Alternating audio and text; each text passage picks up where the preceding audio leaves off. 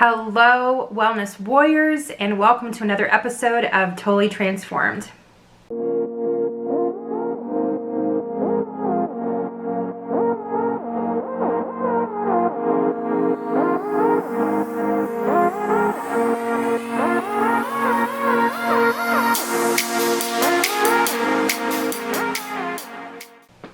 My name is Dawn, and I'm a licensed acupuncturist. I do videos on health and wellness, life transformation, and my own personal journey healing from chronic illness. But today, guys, I want to do a special video about the coronavirus. There's so much information and misinformation that's going on out there. A lot of people are fearing and getting upset. And since I am in Chinese medicine, I have been hearing a lot of information about this. Now, first and foremost, I do want to say that I am a Chinese medical practitioner, licensed acupuncturist, and I don't have personal experience treating people with the coronavirus, nor do I really want to. So, you know, in thinking about that, I am preparing for that, but also I do have a disclaimer below. I'm not a doctor, you know, so if you do have this, you know, you definitely want to contact, but there are Chinese herbs out there. I'm going to go over the information from that, but I've been hearing just a lot of really great, useful information just out of my own curiosity. I do have experience in treating those with immune issues, autoimmune diseases, and have had a lot of success in helping them raise their immune system. And so this is really why I want to talk to you guys about this, is just in general, whether it's the flu or a cold, if you want to prevent it, there are ways that you can prevent it. I did a video about a little over a year ago on ways that you can prevent just in general the cold or flu, but this is going to kick it up a notch. So listen up, guys, okay? If you're interested in preventing this condition, listen up. Okay, so first and foremost, let's go over the signs and symptoms of this. I think it's really important so you won't freak out if you just have a normal cold, all right? So first and foremost, if you have a cough or runny nose, sore throat, you have a common cold, okay? With coronavirus, what makes it different is that it's a dry cough without expressing much, and there is no runny nose. So what it's a pneumonia. It's a type of pneumonia, if you want to understand that. And to understand this too, it sounds like it just has a hard time expressing itself and getting out of the system. So that's what separates it, all right? And it's a high fever that lasts for a long time. It doesn't typically go down, all right? So understand that that is the difference between a cold and this particular virus, the coronavirus, all right? So the things that I'm hearing from China, from doctors from China, and let me just first say this, is what they do is when, you know, there's any type of outbreak of anything, and years ago I was in China myself for an internship during the avian virus, and I guess that came from chickens or something, and we didn't eat chicken. We were just, you know, trying to be safe there. If we did, we didn't eat much, from what I remember, but for the most part, we try to avoid it. And, but basically, what they'll do is they'll look back in the historical records to find out what similar formulas will treat this. So, and they'll use that, and the Chinese medicine helps it a lot, and you just don't hear about it a lot. So they are doing this now, and I just so happened to be with an acupuncturist friend the other day, and we were just talking about ways that we can help our patients that are paranoid about this to prevent that. And so this is why I wanted to do this video, to talk to you about all this information that I'm learning, okay? So first and foremost, one of the things that a doctor from China said, that this particular virus doesn't like warmth or heat.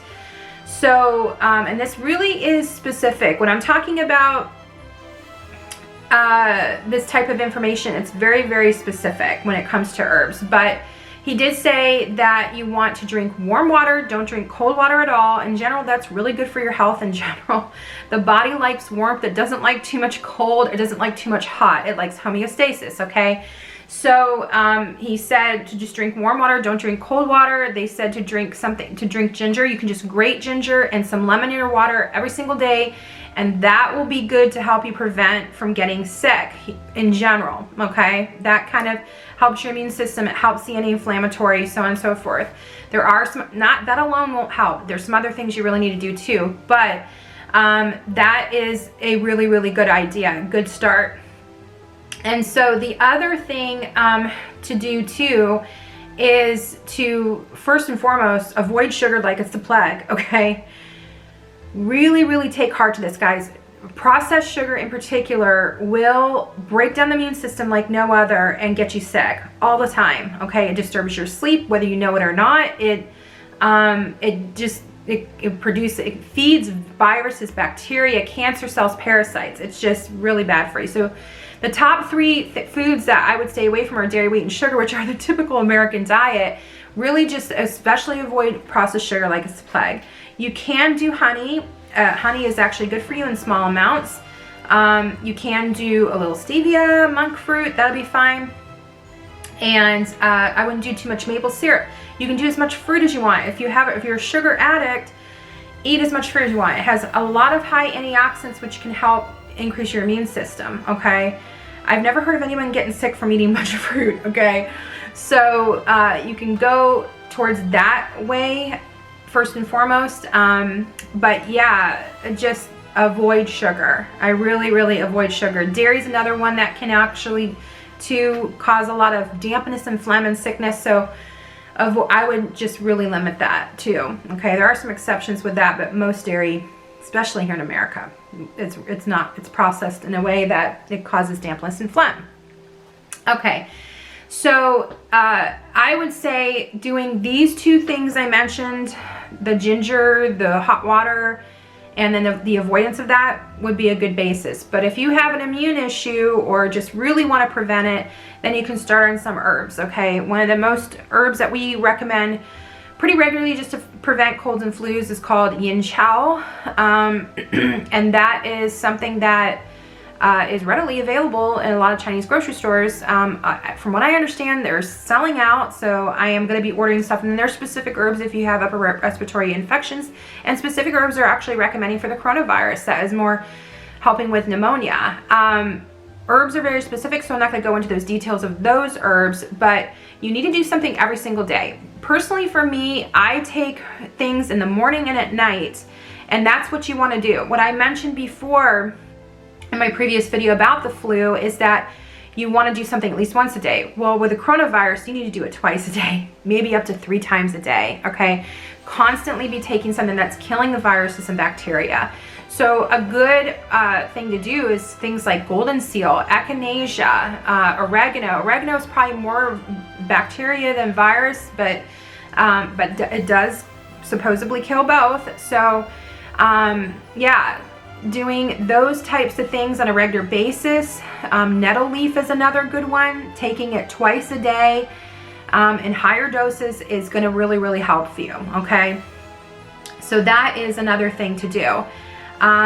Eating probiotic foods, like specifically more than anything, I would more go towards probiotic vegetables than anything else. I love these gut shot things. They're awesome. They work really well. The other thing I mentioned in my previous video too is that I know it seems strange, but I have personal experience with this with my husband in this area, but those antibacterial things, they take off all this good bacteria that's on your hands that prevents you from getting sick. So using it a little bit, I personally do use them a little bit, but I don't use them too much. My husband, he never got sick. Rarely would he ever get sick. Then he started using these antibacterial cleansers and he started to get sick on a regular basis, you know. So what you want to do instead of that is to use essential oils in a spray or just have them on hand to help you. Things like lavender, but the absolute best, and this is going to be the biggest thing that you guys are going to love in this video, is this Thieves, okay? This is by Young Living, but they have it in other brands. I use personally now more Rocky Mountain oils, and I think it's called Immune Response is what they have. It's the same, but they add extra extra essential oils to this, like oregano and some other things to it. And so basically, this is a therapeutic grade oil, and with these types of oils, this is what I personally do, is I dab it on me a little bit and I lick it. And this has a lot of clove in it. Oh, it's very strong. I maybe shouldn't have done that. But that, let me just tell you a quick story about that.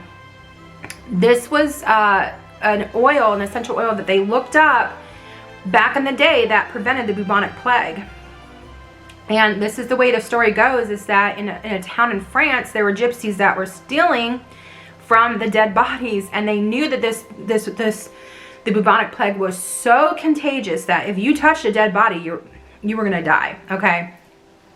But they would put these oils all over them and also take them internally, and they wouldn't get sick, okay? So I would take this and I would put it in a spray bottle with some water and some, I think, witch hazel is what they normally do. And just spray it on your hands, spray it on you before you go out, and this is awesome, okay? The other thing that I want to address too is masks and gloves, okay? If you are immune compromised, I highly do recommend this, all right? I wish in America it doesn't seem as acceptable, but I am seeing it happen more and more. Always the Asians have done it, but I'm seeing more and more of us white people do it more lately, or just other nationalities other than Asian. So, but there in China, I have heard some controversy about this, that it's more for those who are sick to wear them as opposed for those who are not wanting to get sick. Because this is airborne, I truly believe a mask will help, okay? And then wearing gloves too is fine. That would be fine too. I would probably just do disposable, because once this particular virus gets on a surface, it'll stay there for quite some time. So I would recommend disposable masks and disposable gloves, unless you're watching them every single day. But anyway, guys, I hope this video helps you out. That'll just give you some good current information on this stuff. And if you guys are interested, if you are immune compromised and want to get your immune system better, I offer health and wellness coaching. I do offer free consultations. You can email us at our website, lifeharmonywellness.com. I would love to help you out. And if you like this video, give it a thumbs up. Please subscribe to our channel. Turn on the notification bell so you won't miss a video. I'm going to be doing some amazing videos coming up on this amazing superfoods that is life-changing. I can't wait to share that with you guys. Comment below if you have any questions. You can also follow us on Facebook. We have a group called Totally Transformed. We'd love to have you as a part of that. All right, guys, I'll see you next time. Love and blessings.